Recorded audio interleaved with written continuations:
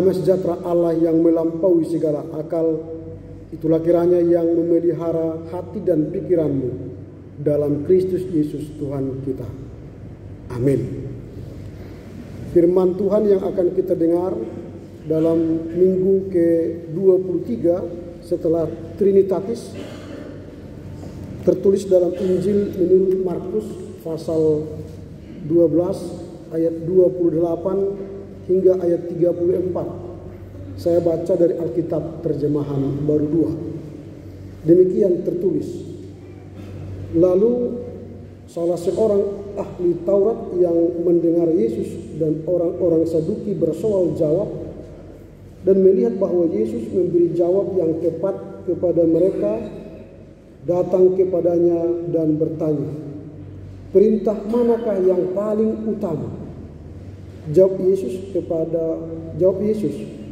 "Perintah yang terutama ialah, dengarlah, hai orang Israel, Tuhan Allah kita, Tuhan itu Esa. Kasihilah Tuhan Allahmu dengan segenap hatimu, dan dengan segenap jiwamu, dan dengan segenap akal budimu, dan dengan segenap kekuatanmu. Perintah yang kedua ialah, kasihilah sesama manusia seperti dirimu sendiri. Tidak ada perintah lain yang lebih utama daripada kedua perintah ini." Lalu kata ahli Taurat itu kepada Yesus, "Tepat sekali, Guru. Benar katamu itu bahwa Dia Esa dan bahwa tidak ada yang lain kecuali Dia.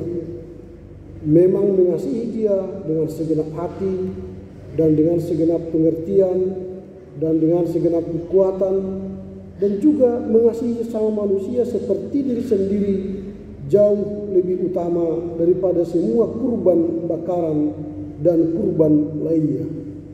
Melihat bahwa orang itu menjawab dengan bijaksana, Yesus berkata kepadanya, "Engkau tidak jauh dari kerajaan Allah."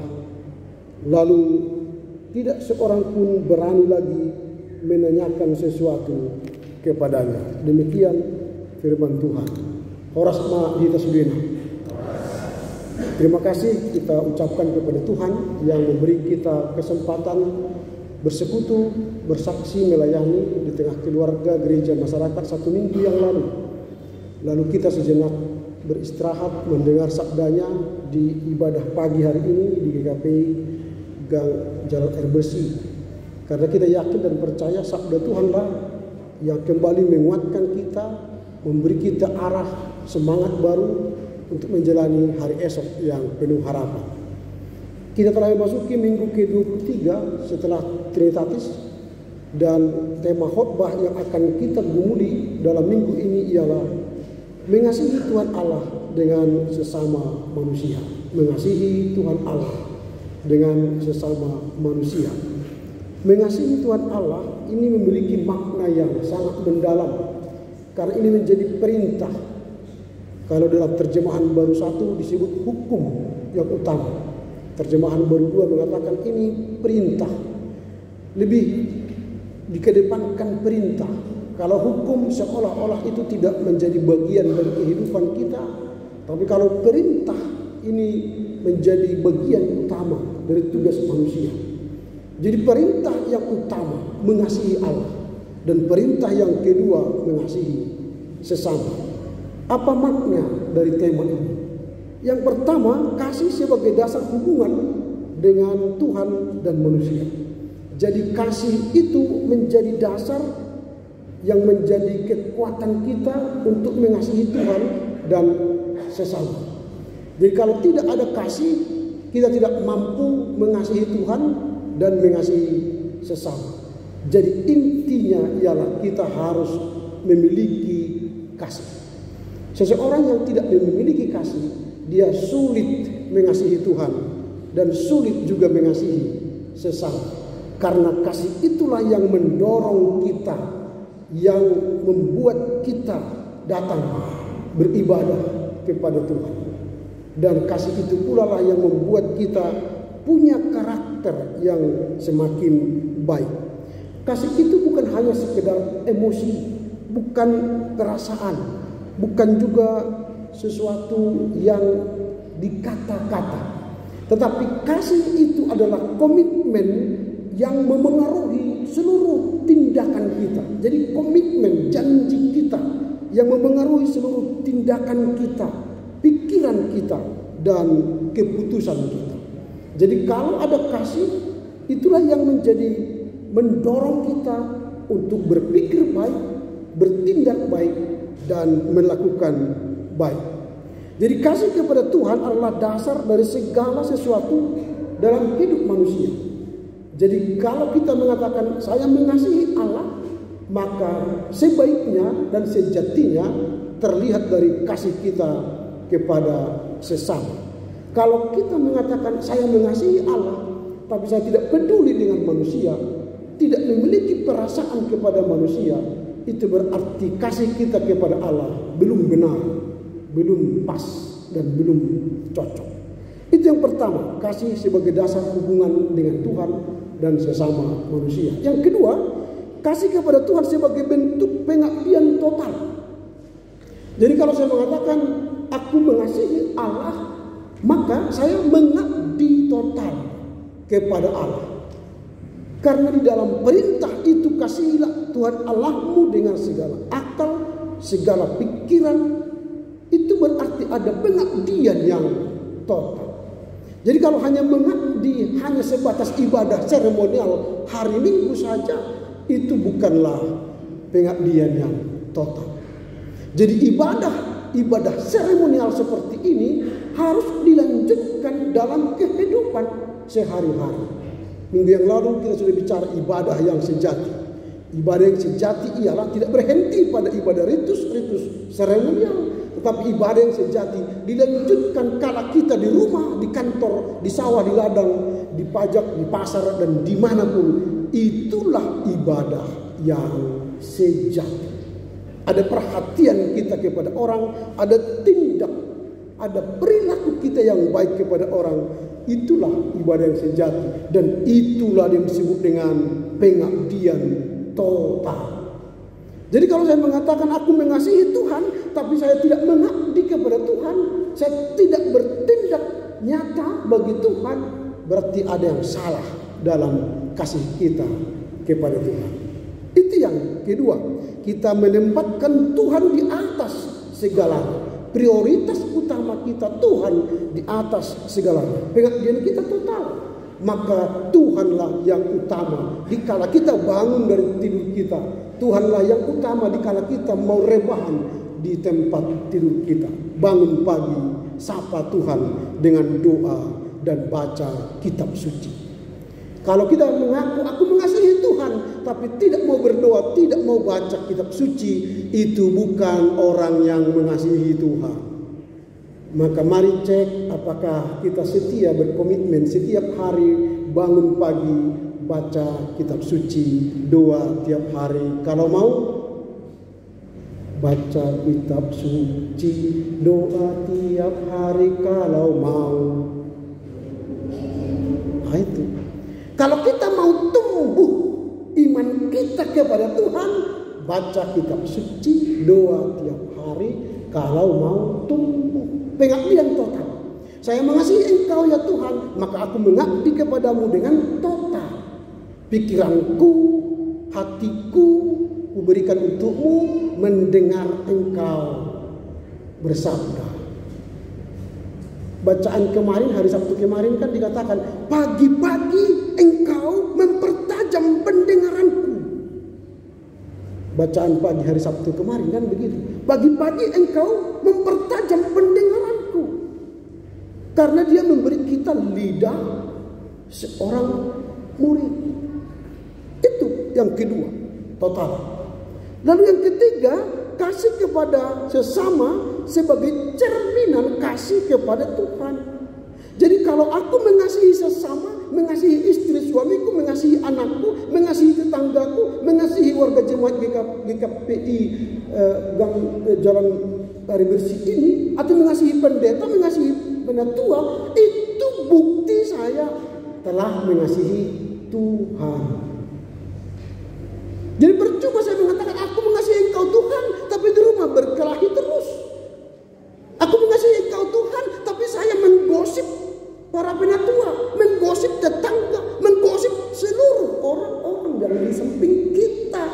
Itu namanya nonsen mengasihi Tuhan. Kalau kita mengasihi Tuhan, berarti kita mengasihi sesama, kita peduli kepadanya, kita empati, simpati kepadanya, kita melakukan seperti apa yang kita lakukan kepada diri kita, kepada orang lain. Kalau saya merasa sakit, kalau orang menyakitiku, maka jangan lakukan seperti itu kepada mereka. Jika orang ingin mengasihi kita, maka lakukanlah kasih itu kepada mereka. Itulah cerminan kasih kita kepada Allah. Itu yang ketiga. Kasih sesama itu adalah cerminan kasih kita kepada Allah. Sehingga kita memperlakukan orang lain seperti kita memperlakukan diri kita. Maka kalau pernah tonton film India, saya bertemu kan begini, wannakam. Bahasa India wannakam artinya aku melihat wajah Allah di wajahmu. Aku melihat wajah Allah di wajahmu. Maka mereka setiap bertemu orang seolah-olah bertemu Allah, karena ada wajah Allah di wajah mereka. Itu juga kan ajaran Alkitab. Manusia dicipta segambar dengan Allah. Maka ketika kita berjumpa dengan Allah, kita memperlakukan seolah-olah kita berjumpa dengan Allah. Maka kita harus hormat. Kalau kita menghormati orang, itu berarti cerminan kita mengasihi Tuhan. Tapi kita sulit mengasihi orang dengan gerak tubuh. Mulalau kita mau ke Jogja, ngasutinang DP langsung do monggo tanah tatar deh. Ada di hitau lewat songoni, jangan dong gerakan tubuh. Nah, pajupang dongat tetangga, pedita, situ ada nggak dong gerakan tubuh, ini kan, jangan dong. Karena memang itu karakter orang Batak mungkin ya. Tapi kalau kita mulai moloro amat teh segi karejo bahoras amang perseduk belon, bohada kabar menganu jaho, kubain makopini. Angguin oraku mani gorlas barohani matai cai kan gitu kan. Adom di dopek nai nyoni nang mulai hati itu hati pasu Tuhan daun sedarion. Nah tu horma sebut akan rekok di hita ini kan. Ale menurut matai sip tangi pak kulikon barang di sini se ba masuk matai tu puruman las mudu. Jadi kau saya ini kan. Mangan dah ini kan. Enggak mau. Jadi ini cerminan. Kalau kita mengasihi Allah, kasihilah pasoduk bolon. Inang siadopan tiap hari. Roinak siadopan salua. Begak nih inang horas kamu, horas borngin ini kan. Mama aku mau iterin dari respon. Karena ada timbal balik. Tapi kalau keluarga sama sekali tidak pernah masih sisian, tidak pernah saling sapa, setiap hari ada yang tak beres dengan kasihnya kepada Tuhan. Ada yang tak beres kasihnya kepada Tuhan. Kalau kita mengasihi kepada Tuhan, maka bukti yang paling terdekat, mari senyum kepada suami istri kita. Bahoras ma presiden bulun luar biasa do kabar musagarion. Bah ieu damang wah kan ada komunikasi yang baik. Kalau sudah komunikasi yang baik, maka rumah tangga baik. Kalau rumah tangga baik, maka anak-anak baik. Kalau anak-anak baik, maka gereja pun baik. Tapi kalau keluarga hancur, suami istri tak pernah ngomong, berkelahi, anak-anak hancur, amburadul, sekolah hancur, maka gereja pun hancur. Maka iblis sekarang tidak mau lagi merusak gereja. Iblis sekarang pergi ke keluarga, merusak keluarga. Karena bagi dia keluarga yang perlu dirusak. Kalau keluarga sudah rusak, gereja, masyarakat, bangsa akan rusak. Kalau gereja dirusak, belum tentu makin kokoh nanti berdoa jemaatnya. Maka mereka semakin mengasihi Allah, gereja tidak hancur. Tapi kalau keluarga yang diporak-porandakan, gereja pasti hancur. Itu yang ketiga. Yang keempat, mengasihi sesama seperti diri sendiri. Jadi apa yang kita butuhkan itu berarti dibutuhkan orang lain. Saya butuh kasih sayang, orang lain butuh kasih sayang. Saya butuh perasaan ditolong, orang lain butuh ditolong. Ketika saya letih lesu, maka orang menguatkan kita. Kemarin bacaan harian hari Sabtu kemarin, lidah seorang murid kata-katanya meneguhkan, menguatkan orang yang sedang letih lesu. Jadi orang yang mengasihi Tuhan, mengasihi sesama dengan kata tindak untuk menguatkan orang yang letih lesu. Kita yang hadir di sini kan pasti banyak beban yang kita tanggung sehingga kita letih lesu. Maka Tuhan berkata, marilah kepadaku hai yang berbeban berat, aku akan memberi kelegaan kepadamu. Tapi jangan salah dengar, kadang-kadang orang mengatakan, datanglah kepadaku yang berbadan berat. Itu bukan yang berbeban berat. Yang berbadan berat adalah kehamil sama-sama kalian namanya itu. Tapi yang berbeban, beban itu persoalan, pergumulan yang membuat kita letih dan lesu. Itulah yang keempat. Nah, pertanyaan kita sekarang ialah, bagaimanakah cara kita mengasihi Allah dan mengasihi sesama? Ada dua bagian. Cara kita mengasihi Allah yang pertama dengan segenap hati, full heart, full time. Jangan setengah-setengah. Unang golom ria-ria, molo golom ria-ria. Ini atau baik menurut tersibuk dengan besar, marah mudar, bahaya. Mengasihi Allah harus segenap hati. Itu yang pertama, mengasihi Allah. Hati kita beri untuk Tuhan. Pikiran kita beri untuk Tuhan. Maka Tuhan adalah aspek pertama dalam kehidupan kita, dalam perasaan kita, dalam kehendak kita, komitmen kita. Tuhan yang pertama. Itu yang pertama, dengan segenap hati. Yang kedua, dengan segenap jiwa. Jiwa dan roh. Roh kita menyatu dengan Tuhan. Jiwa kita menyatu dengan Tuhan. Pikiran kita menjadi seperti pikiran Kristus. Ikon songon parohau ni Kristus Yesus dohamu. Pikiran kita harus sama seperti pikiran Yesus. Apa pikiran Yesus? Dia datang ke bumi ini, ke dunia ini untuk menebus manusia. Bukan menebus dosa ya, menebus manusia. Karena manusia ini akan mati karena apa? Karena hutang dosa. Upah dosa adalah maut. Lalu Yesus datang menebus manusia, menggantikan kita yang berdosa, jadi dia yang berdosa, lalu disalib di Golgota supaya kita beroleh hidup yang kekal. Jadi kasihilah dengan segenap jiwa, pikiran kita. Jangan lagi melakukan kebaikan supaya diberi kita sesuatu. Itu namanya pamrih. Tapi mengasihi Tuhan dengan segenap jiwa tanpa pamrih. Itu yang kedua. Yang ketiga, dengan segenap akal budi. Berarti dalam kehidupan secara rohani, akal budi kita mengajarkan kebaikan, mengajarkan kebenaran, melakukan kebaikan, melakukan kebenaran. Akal budi kita dipengaruhi oleh firman Tuhan setiap hari, setiap saat. Maka ketika menghadapi pergumulan hidup, kita berkata, firman Tuhan berkata. Kalau kita ingat Yesus ketika digoda iblis, selalu dia berkata, sebab ada tertulis. Itu berarti Yesus membaca kitab suci melawan iblis.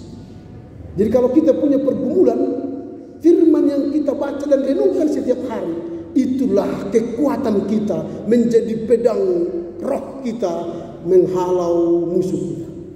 Jadi kalau tidak ada firman yang kita baca dan renungkan, ketika ada musuh, kita tidak punya pedang roh mengalahkan pergumulan itu. Kita hanya memiliki kekuatan tubuh kita, pikiran kita, maka kita down, jatuh dan kalah. Maka kita harus punya senjata setiap hari, yaitu akal budi yang dipenuhi dengan firman Tuhan.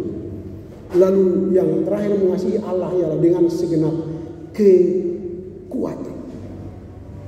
Kekuatan kita bukanlah pada kekuatan fisik ini saja, tetapi semua yang ada pada kita pakai untuk melayani Tuhan. Maka Paulus berkata, persembahkanlah tubuhmu sebagai persembahan yang hidup.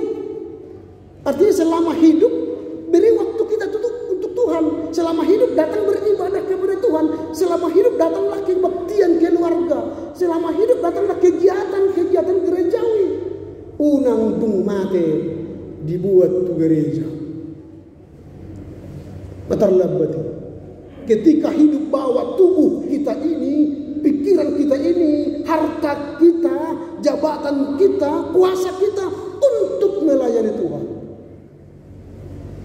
Kalau hanya tubuh ini saja, tidak totalitas kehidupan kita, itu berarti belum segenap kekuatan kita.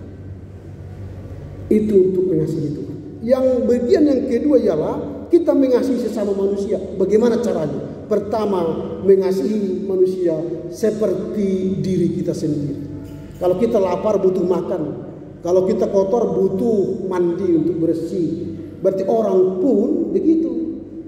Ketika mereka lapar, berilah minum. Ketika mereka haus, berilah minum. Ketika lapar, berilah makanan. Ketika mereka tidak punya baju, bagilah pakaian kepada mereka. Ketika mereka menderita, berilah mereka kekuatan, pertolongan. Ketika mereka mengalami letih lesu, berilah motivasi supaya mereka semangat kembali. Itulah diri sendiri. Kita membutuhkan pertolongan orang kepada diri sendiri, maka kita berilah itu kepada orang lain. Apa yang ingin orang lain perbuat bagimu, perbuatlah seperti itu kepada mereka. Karena apa yang kita perbuat kepada orang, itu akan dibuat orang kepada kita. Misalnya seperti ini. Kalau ada kita memanggil orang, kita panggil, hey, hey bre, hey.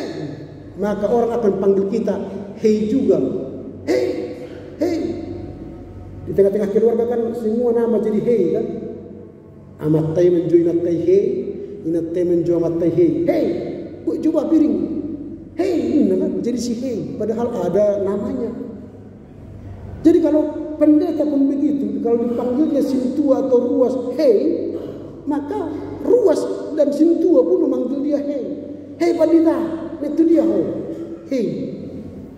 Tapi kalau kita panggil orang dengan sopan, horas ma'amang, horas inang, nah itu dia. Orang akan berjumpa, kita akan horas amang, horas inang, nah itu dia. Jadi apa yang kita perbuat, pasti itu yang kita terima. Itu yang pertama. Yang kedua, tindakan kasih. Kalau kita mengasihi orang tapi kita tidak mau mendoakannya, tidak mau memberi pertolongan kepadanya, tidak mau memberi nasihat kepadanya, tidak mau memberi sesuatu yang ada pada kita padanya, itu omong kosong. Makanya kalau Maridina Maloi kan, kalau kau benar-benar sayang padaku, kalau kau benar-benar cinta, tak perlu kau katakan semua itu, cukup tingkah laku. Nah itu. Kalau menurut aku tuh, purtibiur di Roma, itu kan gombal kan. Ada setiap rodang membuat goreng misalnya, dan membuat jeruk sekilo, gombal itu. Aku mencintai GKPI, apa namanya, gang air bersih, jalan air bersih ini.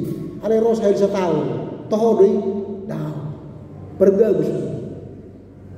Ada mau hidup di mana? Au ruas di GKPI. Roh tiap minggu, itu benar, dia ruas di GKPI, gang jalan air bersih. Molotuk pedang olo, tak terbaik kita misalnya ganok minggu minimal 4 hari sebulan, kan?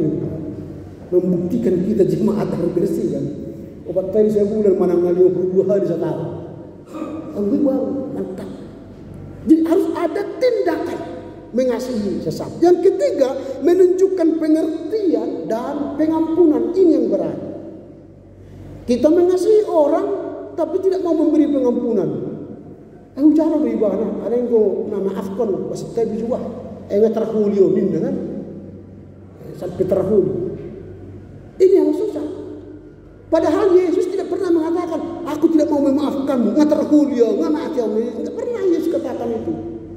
Tapi dia rela mati di Golgota, mengampuni kita supaya dosa kita, hutang dosa kita tidak terbawa mati kepada manusia, supaya manusia yang berdosa itu masuk surga. Sedangkan Yesus mau mati untuk orang supaya masuk surga, untuk manusia supaya masuk surga. Masa kita tidak mau mengampuni orang lain? Pengampunan adalah masa depan. Forgiveness is the future. Maksudnya apa? Kalau kita mengampuni orang, maka kita masuk surga. Betul apa tidak? Sesama dosa nami songon. Sesama dosa nami songon. Nah itu. Barang siapa yang tidak mau mengampuni dosa orang tak masuk surga. Tapi siapa yang mengampuni dosa sesama manusia masuk surga. Pilih mana? Masuk surga atau masuk neraka? Masuk surga kan? Maka sesama manusia saling mengampuni. Monotuk pehat cita. Pil itu pahit tapi menyembuhkan, bukan? Kalau ada cancer, ada apa, harus dioperasi. Sakit enggak? Sakit, tapi sembuh. Itulah pengampunan masa depan. Lalu yang terakhir, bagaimana cara mengampuni manusia, mengasihi manusia, membagikan kebaikan dan berkah. Unang holit. Beda do holit do hemat. Hemat berarti dia berhitung keuangannya. Tapi na holit adong di bandang mengalehon, itu bahaya. Pelit itu berbeda dengan hemat. Tapi pelit itu tidak akan membahagiakan kita. Tapi orang yang berbuat baik dan rajin memberi, berbahagialah orang yang memberi dan daripada menerima. Tapi akhirnya kita sendiri selalu menerima. Padahal coba kita praktekkan. Terima kasih. Terima kasih. Terima kasih. Jangan terima. Wah. Coba mata tahun. Kalau terima terus. Terima. Dan ada keluar. Dan ada BAD. Dan ada apa yang terjadi? Wah, kolesterol lah. Darah tinggi lah. Jantung lah.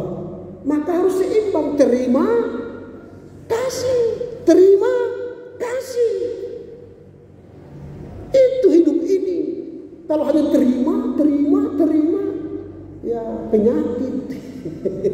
Itu makanya dibilang Tuhan, berbahagialah orang yang memberi. Semakin diberi, semakin diberi. Kalau kata mainnya kan, ada prakteknya melodong si leon, gumudang do urikok do mengaruh si leon daripada mengaleo kan. Itu prakteknya. Itulah yang terakhir. Dan apa yang mau kita bawa pulang setelah minggu Trinitatis ini?